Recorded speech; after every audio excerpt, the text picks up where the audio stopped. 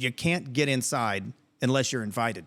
Yeah, you're not getting in here. You have to be invited. We have a security team. You have to be checked through. You're not just walking in this place.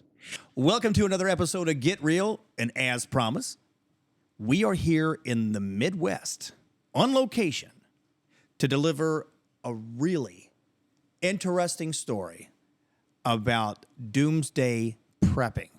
Now, before you start losing your mind over conspiracy theories and things that people maybe, make fun of others for preparing for possible doomsday scenarios, let's show you something that may change your mind about the whole prospect of preparing for something, for a situation that may,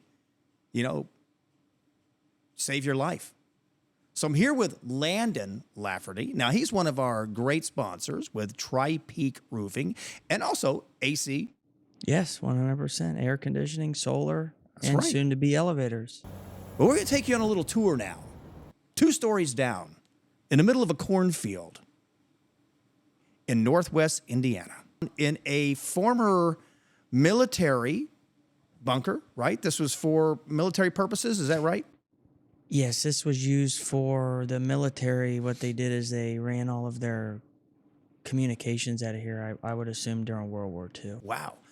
And, okay, so as you can see with the video we're playing right now, that this place is, you can't get inside unless you're invited.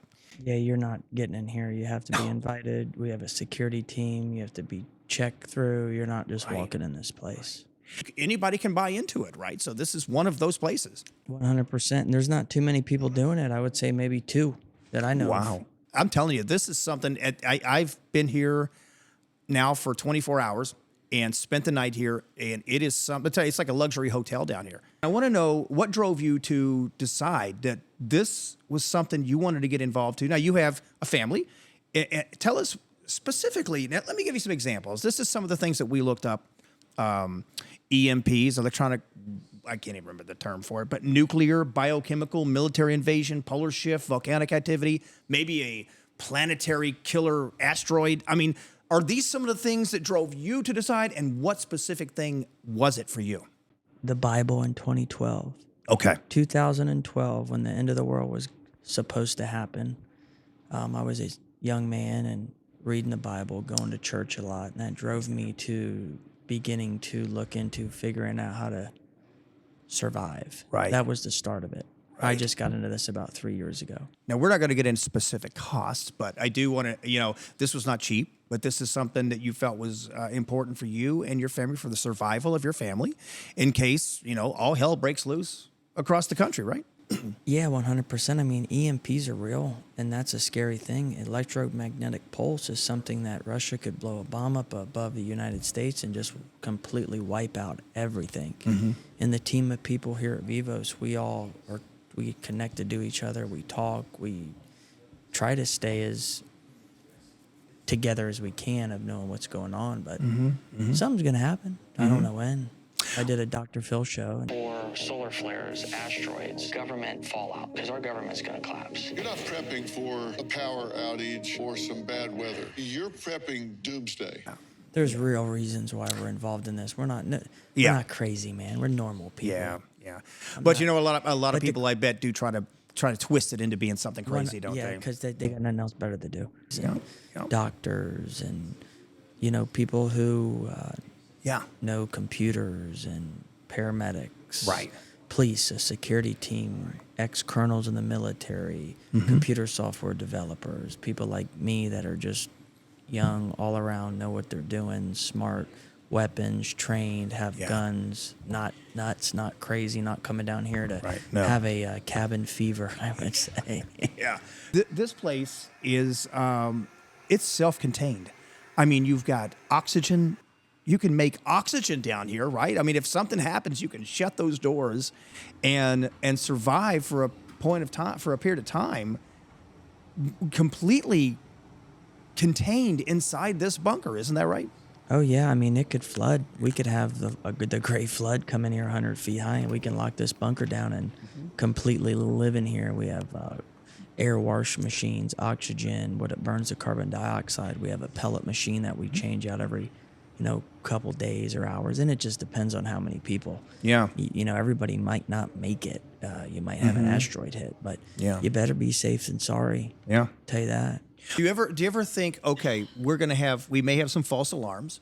We're gonna let's say something like that happens, but it doesn't result in World War III or anything. But you jump in. I can always turn around and go back home. Turn around and go back home, or stay here a week or so until things cool down, right? You can turn around and go back home. You can't turn around and go back home if it's too late and it's real and you can't get here. Yep. Right. I got to ask you though, before we go, because I don't want to. I'm going to make these.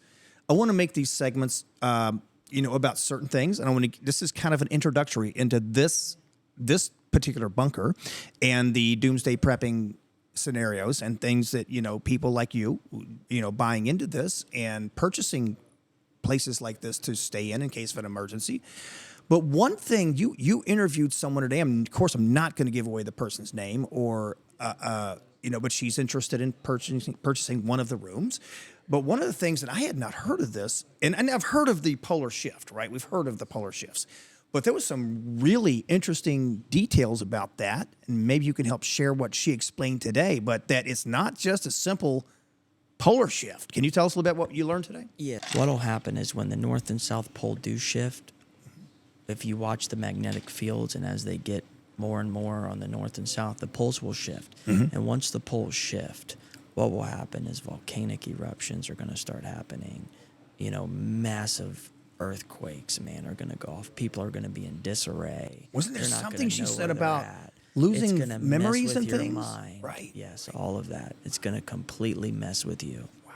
You're going to think a nuclear war happened if a polar shift happens. And it's not. It's just a polar shift. I look at it like this. I have a better chance now of surviving than I did before I bought into Vivos. Oh, yeah. And I was traveling to the woods or West Virginia or our house in, North Florida. Now I got a place to come. I have a point A to go to point B. I'm not getting in my car and just aimlessly driving in the mountains because every single person in cities are going to flee to the mountains. Yeah. Not me. Not my team. Not Vivos. And that is, like I said, it's a small percentage of the country and probably around the world. There are, not to get on a tangent, but there are countries like Norway and others in Europe where they have made this something that the entire population is involved in. Like the majority of people in some of these countries have bunkers. It's almost like mandatory to have a bunker.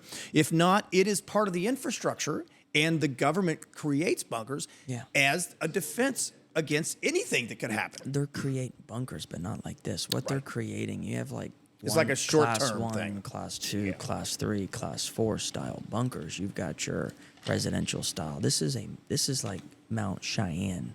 This is built by the Army Corps of Engineers. Yeah. The Army Corps of Engineers doesn't run around building bunkers or, in Europe, they don't have the funding to do that. Right. You can take a bunker and build it for $100,000, but you're not going to have the naphtha filtration, the underground generators, the water filtration, osmosis, the 80 people. This is 20,000 square foot. I got a whole life ahead of me. And you know what? And that's where we're going to leave it right now, because Landon is going to continue to bring us more detailed information about this facility. And I'm telling you, I am just blown away by it. And I laugh about this with Landon, but I could live down here. This is just an amazing place. And wait till we bring more of this to you in the second part of the series on Doomsday prepping. So, Landon, thank you so much. We'll see you You're welcome. soon on the second part of this series. Thank you.